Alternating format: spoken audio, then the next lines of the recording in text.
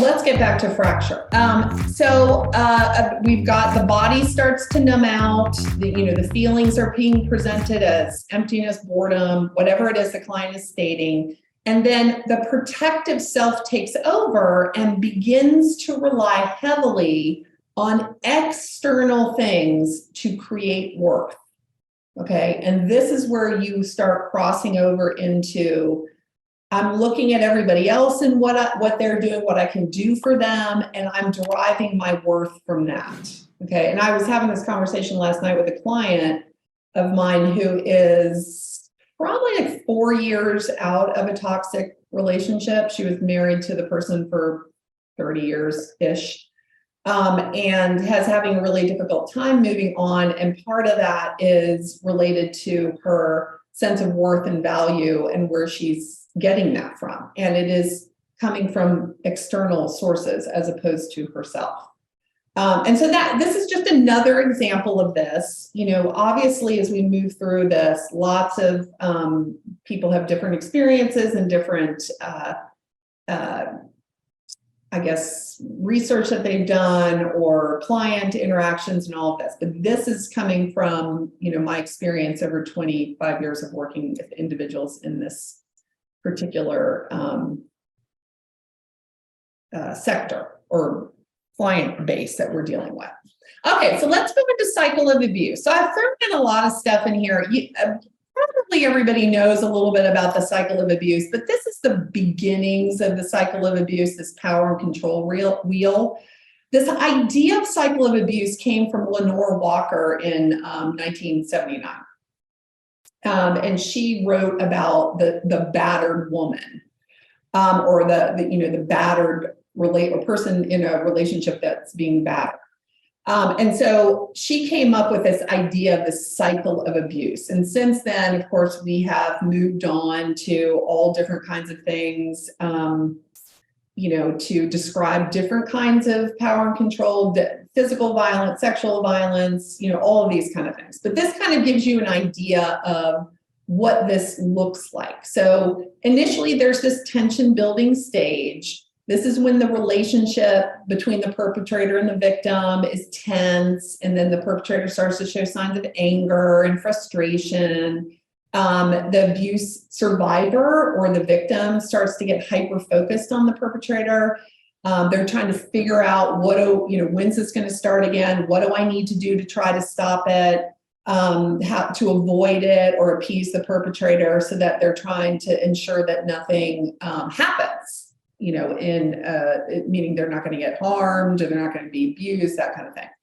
And the second stage is this incident of abuse, whatever that means. And that can be sexual, it can be financial, it can be spiritual, it can be neglectful, it can be emotional, it can be a bunch of different things.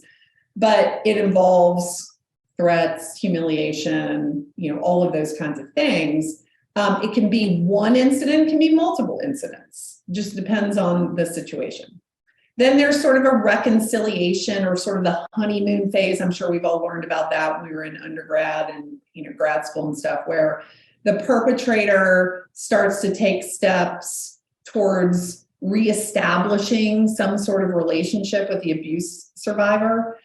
This is prior to love bombing, which we'll talk about, but it is basically the same thing. So this is the perpetrator apologizing and buying flowers and gifts and promising to never do it again, and all of those kinds of things that I'm sure you're familiar with working with clients who have been in these relationships, or even if you've been in your own relationship with someone who is abusive.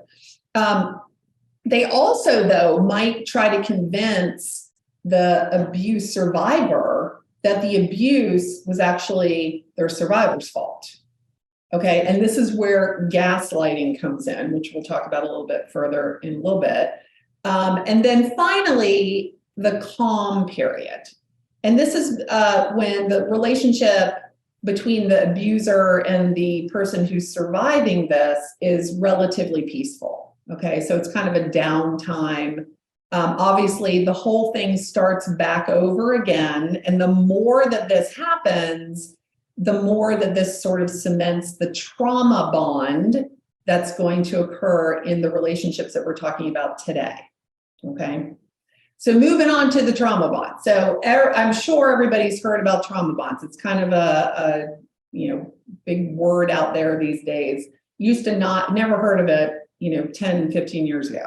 But trauma bonds are these emotional attachments between a victim or a survivor and the abuser or the captor, depending on how you want to look at it, and that occur in a wide variety of exploitative relationships.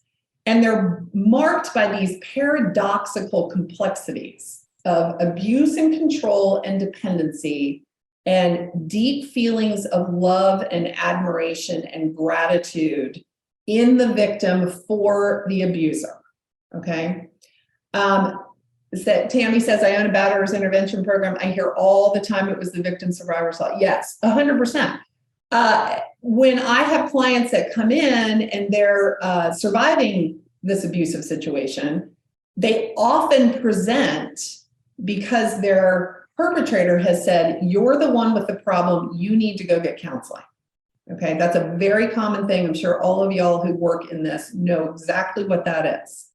And generally speaking, whenever I hear that someone has told this person that they're the one who has the problem and they need to go get help, and they actually follow through with it, that's probably the survivor and not the perpetrator, generally. Okay, obviously there's exceptions to every rule. But what are the characteristics that create a trauma bond?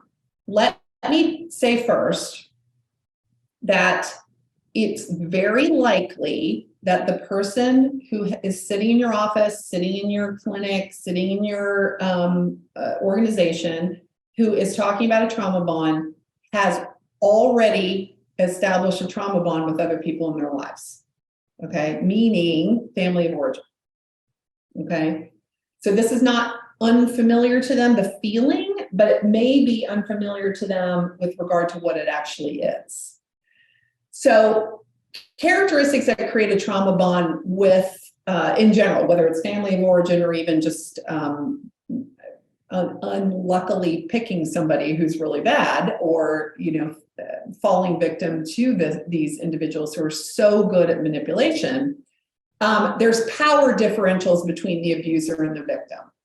Okay, that could be that there's an age difference. That could be that there's a status difference in a job. Say somebody who's a vice president of something, and this is the person who is doing administrative work, but there's a power differential between the abuser and the victim. There's intermittent abusive and non-abusive treatment during the relationship. Okay, and I've got a nice little TikTok for y'all to listen to that talks about intermittent reinforcement. And then the survivor experiences an intense fear and a strong desire to survive in this situation.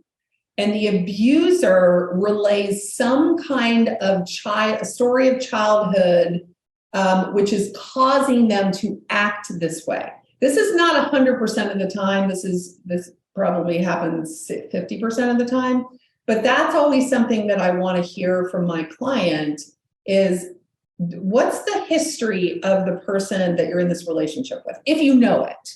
If it's an intimate relationship, they probably have a better idea. If it's a working relationship, maybe not. If it's a family relationship, possibly. But I want to know whether or not the abuser is relaying any kind of "oh, poor me" stuff, which is causing this abusive behavior. They're not taking responsibility, in other words, for their own behavior. I want to know about that, okay? Because that does solidify and create this trauma bond along with these other characteristics.